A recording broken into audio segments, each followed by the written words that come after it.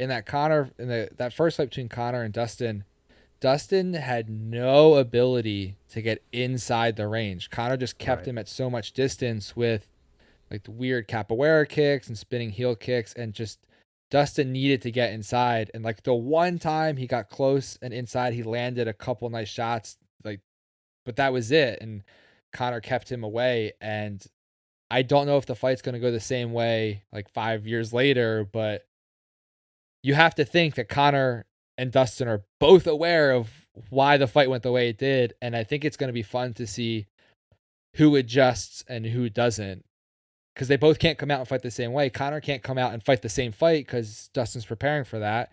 And Dustin definitely can't fight the same fight because he got starched. So, People talk about how long Conor McGregor is, right? And he has a crazy reach for a 5 foot. I'll say 5'10", but he's not 5'10". He's more like 5'9". He has a crazy reach for somebody that height.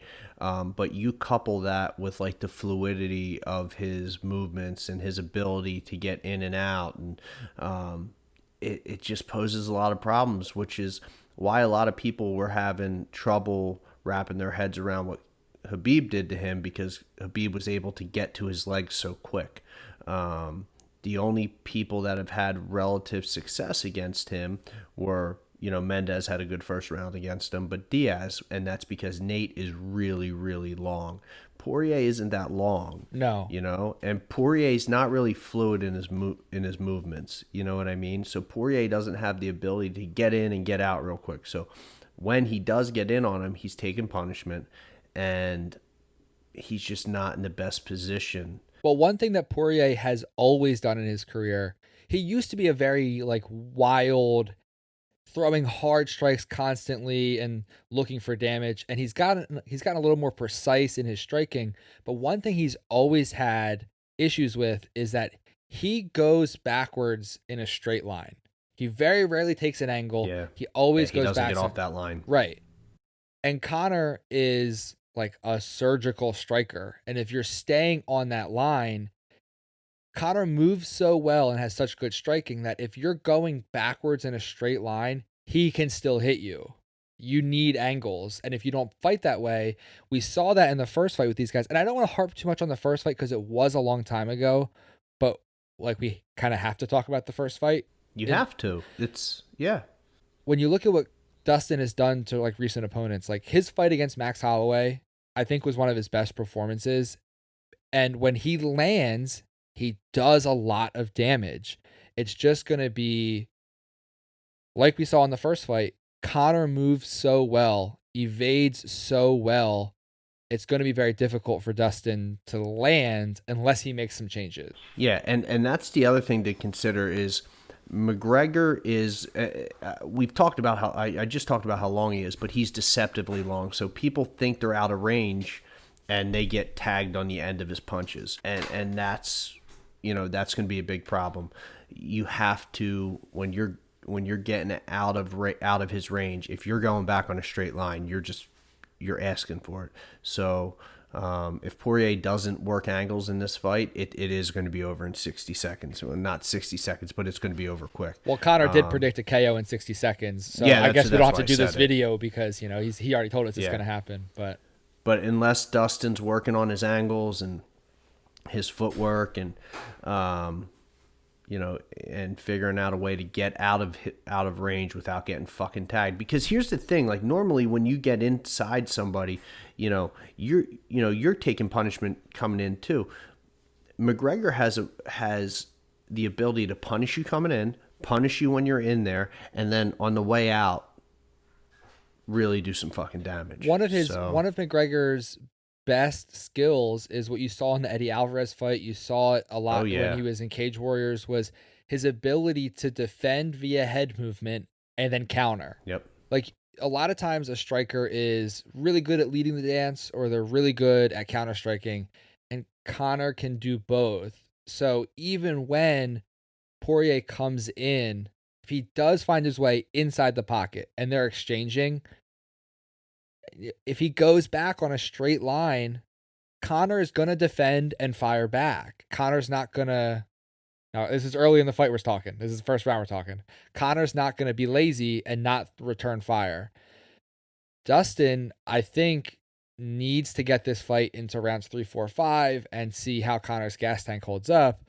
But the difficult part of that is you need to drain his gas tank via activity. You can't just dance for 3 rounds and think the guy's going to be tired in 4 and 5.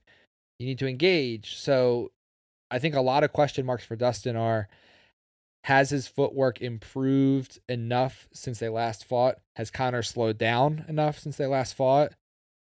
Can Dustin defend better and get hit less? Because Dustin still gets hit a lot. When you look at his fight Justin Gaethje. against Gaethje, against Dan Hooker, like he gets Yeah. hit a lot.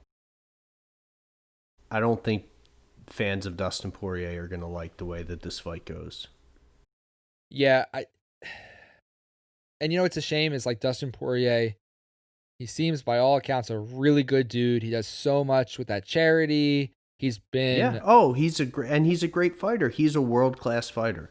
Yeah. And he is great for the sport, and he is very talented, and he's near the top of the food chain, but this is just styles make matchups. I think what people sleep on with Dustin Poirier a little bit is like he had that no contest where Eddie Alvarez threw that blatantly illegal knee on purpose to get out of the fight and cheated. Yeah. And there was a no contest. Yeah. But I think he was winning that fight, and that's why Eddie Alvarez threw that blatantly illegal knee.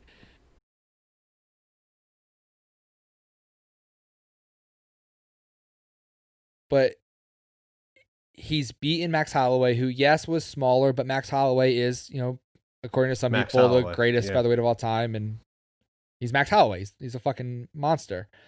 Dustin Poirier's beat a lot of really good people, and I'm not counting him out of this fight. It's just, it is hard to pick Dustin Poirier when, no matter how long ago the first fight was, it went the way it did. And I think Poirier is the one who needs to make the most changes to win this fight, and I don't know if he's made enough of those changes. I agree. Yeah, I mean, at the end of the day, it comes down to him. They both look like they're in phenomenal shape. McGregor looks fucking enormous. I'm excited to see it. I really am. I'm pumped. The real thing is going to be who. I think we're pretty clear in that we both think Conor will win. Yeah. We're both pretty clear and we think Conor will win. Do you want Conor to win? Or do you want Dustin to win? I don't like I like Poirier more than I like McGregor, but I think that a McGregor win sets up more intriguing matchups for the MMA world. So well, the reason I ask is because Dana White says that if Conor McGregor wins, he's going to fight 2 more times this year and he'll fight for the title for sure. If that's true, then I would agree with you and I'd want Conor to win, but when was the last time Conor McGregor fought 3 times in a calendar year? So right, you don't know. He's like I said, if there is a potential for more activity from him, and he's gonna fight. I read an article today about the Diaz potential, a third fight with Diaz, or shutting Michael Chandler the fuck up, or fighting for the title. Like, I'm all for that. I like Poirier more, but like I think that there's a lot more intriguing matchups if that involve McGregor. So that's my stance. I will predict that Conor will win in the second round via knockout or TKO. Yeah, that's a good prediction. I don't think I think I should. I feel like it might end in the first, so I'll say the first round just so we don't have the same exact pick. Same exact pick, but yeah, I think the first round. Now, I'm not changing my pick. I'm not adding a caveat. I just want to put the disclaimer that if the fight goes the distance, Dustin Poirier wins it. It's not going to happen. It won't go the distance. That's not what I'm predicting. But if I'm wrong about when the finish happens and it goes the distance, Dustin Poirier would win. I like it.